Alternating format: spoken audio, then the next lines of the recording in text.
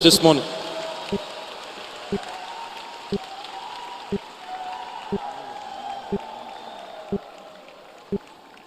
Hallelujah.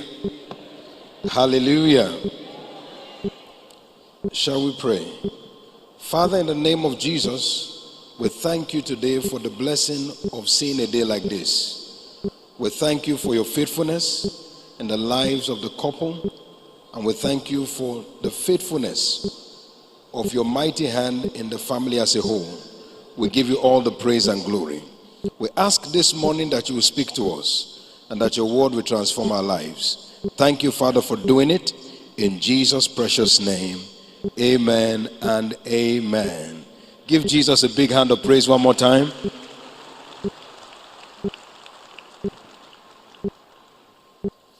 Hallelujah. First of all, I want to say a big congratulations to Brother Abraham and Sister Ruth on this glorious occasion, and to both the family of the bride and the groom. The Lord God of heaven will continue to bless you in the name of Jesus. This morning, we'll be sharing in God's word very briefly on the subject, covenant keys to marital bliss. Covenant keys to marital bliss. From scriptures, it is clear that marriage is a covenant union. Marriage is a covenant union.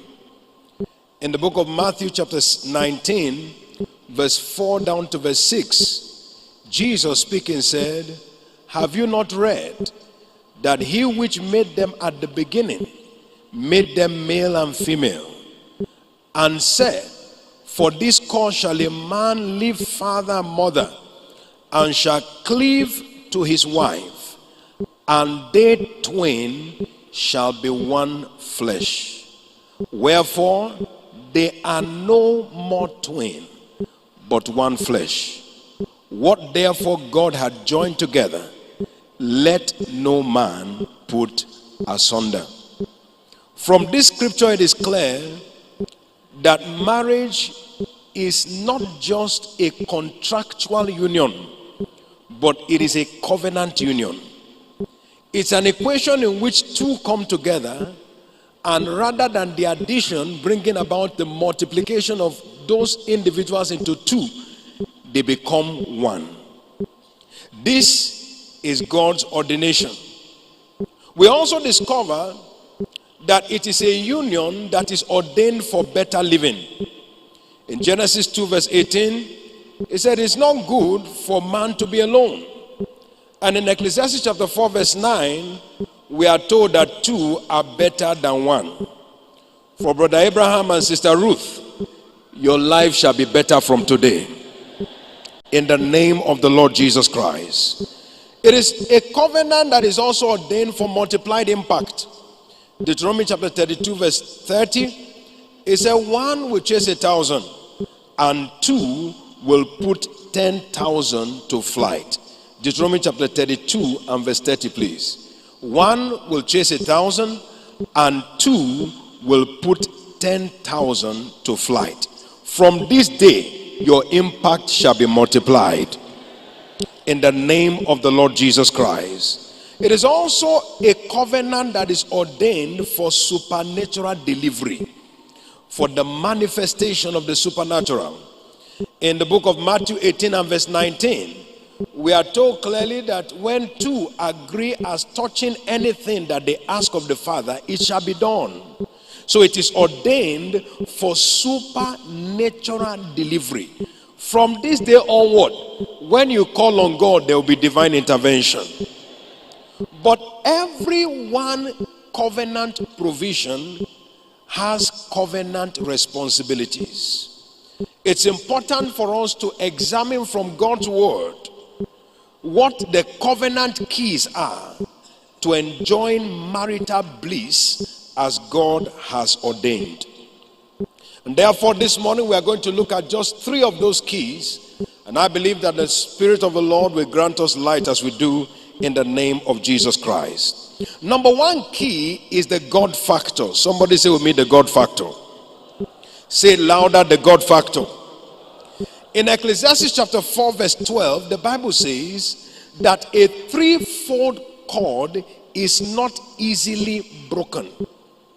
One of the most important discoveries of life is the recognition that it is the God factor that makes the difference.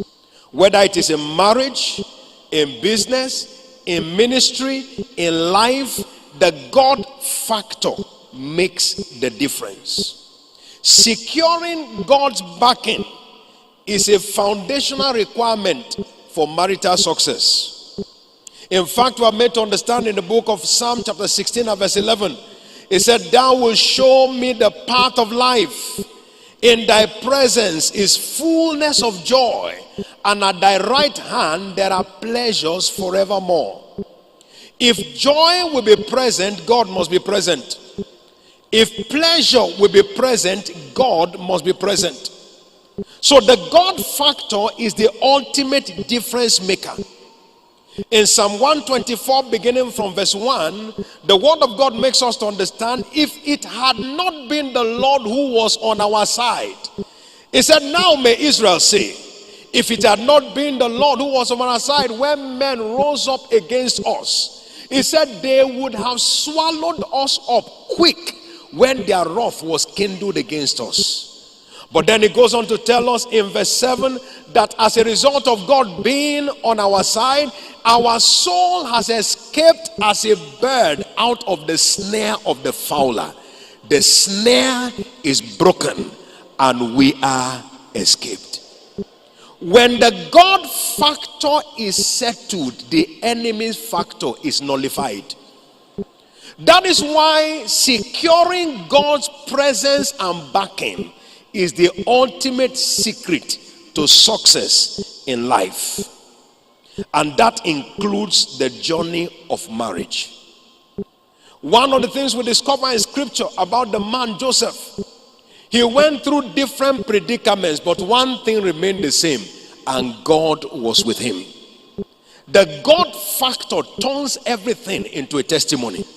And that is why I pray today for this newly wedded couple, Brother Abraham and Sister Ruth, that God's presence will never depart from you. Somebody believe it, say louder, amen. God's presence will never depart from you. But the presence of God is secured by one very important force.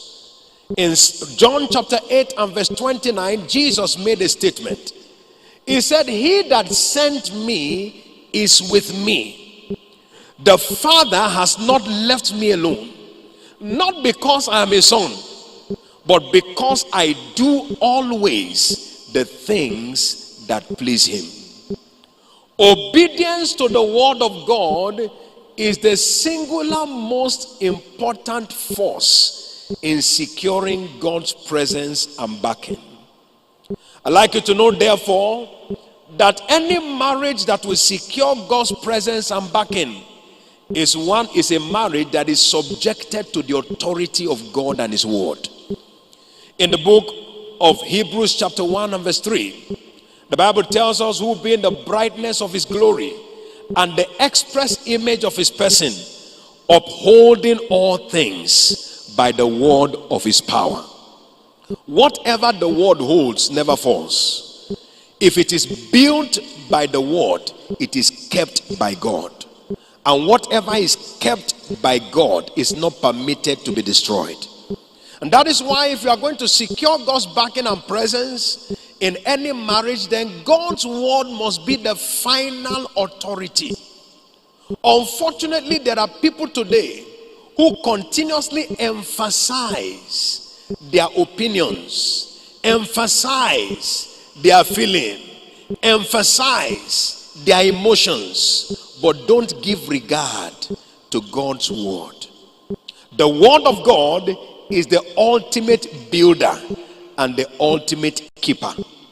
I want you to think about this morning, that God created the heavens and the earth in the book of Genesis chapter 1, and we are told that he did it by his word.